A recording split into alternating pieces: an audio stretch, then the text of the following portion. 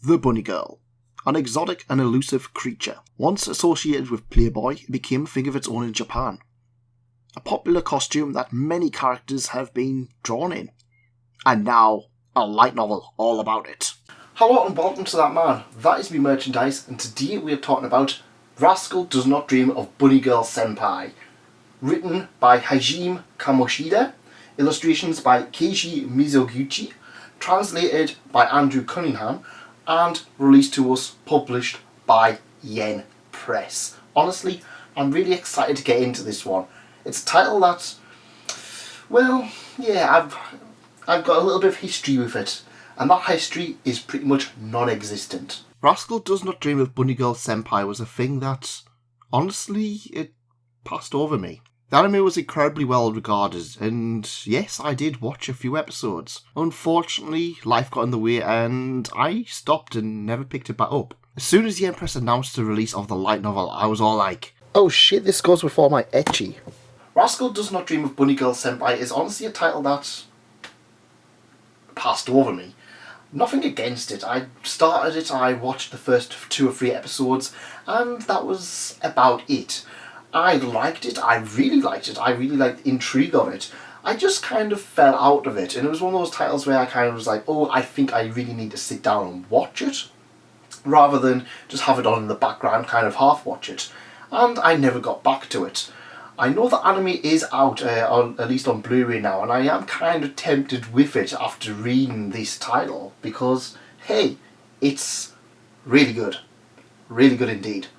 The title focuses on a young man named Sakuta Azugawa. He goes to a certain school. He lives with his younger sister.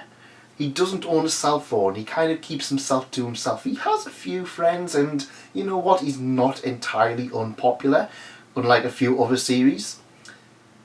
His life slightly changes as he meets Mai Sakurajima.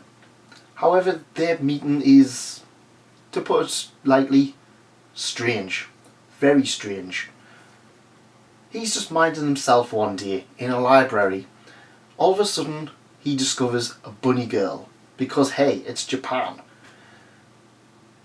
The bunny girl is she's just kind of dancing around, kind of like getting in people's way.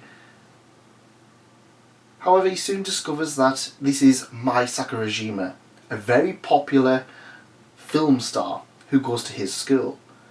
She is kind of a little bit of a rut. She was popular, then she's kind of like disappeared a little bit over the last few years.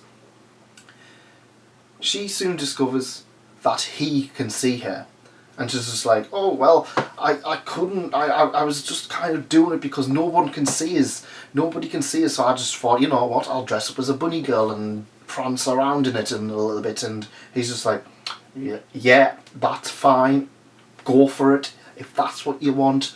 I'm just going to get a bit of an eyeful. And that's one of the things I really enjoyed with this. This series doesn't pull its punches. It's very horny. The series really focuses on adolescent syndrome. A syndrome made up for the series, but it's a blanket response in order to cover everything up and all of these mysterious things that's going to happen to Sakuta, Mai, and some of the other characters. Honestly, I really like the idea of doing it. While we have Chunibyo syndrome in other series, this one is very much kind of, I don't know, it feels more realistic. It feels a little bit more personal than Chunibyo did. Everyone has their demons, and quite frankly, it's not enough for them to shoulder it alone. You're not going to get on by yourself. You need the power of love and friendship. That's right, this series has the power of love and friendship. But it's done well. This isn't a rare, that certain series where they're going to just die and come back to life using the power of friendship. You know the one. The most refreshing part of the novel is that it doesn't feel dumbed down. It feels like this is a novel for adults. It is light in content because, hey, this is a light novel. But it never felt I was being made to be stupid. Other light novels have kind of dumbed things down to make it easier, more accessible for a younger generation. For example, the My Youth Comedy is Not As Expected, I kind of felt that was very dumbed down. I felt it was very kind of insert reference here, and it was like, oh, you know, references. This one, no, it feels very more adult. There's a lovely play on words between the characters. I really felt that these were young adults in awkward situations. It doesn't have the whole thing, oh well, I'm unpopular so no one wants to talk to us. He's kind of popular, he knows how to talk to girls, and he has this whole nice flirting way of going on, especially between Sakuta and Mai. They are very flirty with each other, and it really does improve it. I really did enjoy the way that it was brought together, and it is a running aspect in this particular novel that they have these nice flirty sessions because, hey, they're young kids and they're crazy kids in love. I don't want to get into spoiler territory, but Bunny Girl Senpai was an absolute fantastic light novel from start to finish. The characters, the wordplay, everything about it was so spot on. It really felt a cut above the rest. If you like titles such as Monogatari or Boogie Pop Phantom, you're probably going to get a lot of mileage out of this one. And you know what? I am honestly going to recommend this title. Other titles that are similar, including Tomazaki-kun and the previously aforementioned My Youth Comedy is Wrong As Expected, they're kind of similar, but I don't know why. They just didn't have the same spot-on feeling as Rascal did. And I did enjoy my time with those titles too.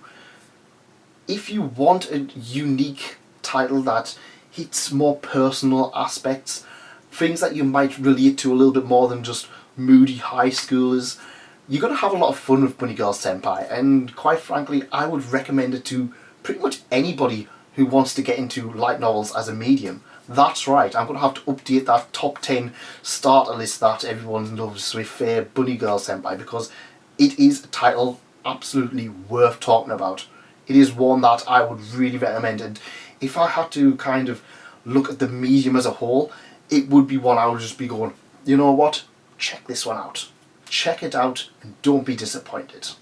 To summarise, Bunny Girl is an absolute fantastic title that I would really recommend for newcomers and fans of light novels. It goes to a lot of dark places and will open your eyes to a lot of things that go on in the world. The characters are really well defined, they're really well put together, and the writing is just well done for Andrew for translating it so well. It was one that I really felt that could have went either way. It could have really been done kind of, you know, we have seen some light novels where they haven't really been done well. But no, Bunny Girl is an absolute fantastic title. I would really recommend it, and please do check it out if you have the time.